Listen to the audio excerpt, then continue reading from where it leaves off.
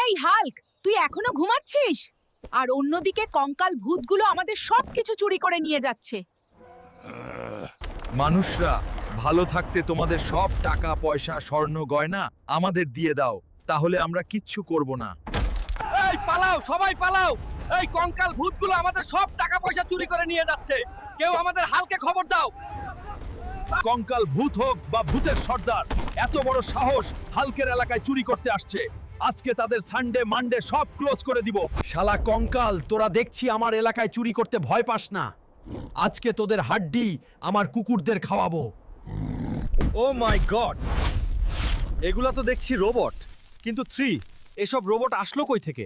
কার এত বড় সাহস হতে পারে? হায় হায়, আমার 2 কোটি টাকার রোবট এভাবে ভেঙে দিল। হালক আবারও আমার চুরির প্ল্যানিং নষ্ট করে দিল। হালক, তোকে আমি ছাড়বো না।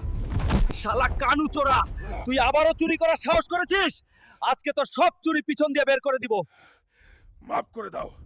বন্ধুরা, তোমরা বলো, এই কানুচোরকে কি শাস্তি দেয়া যায়?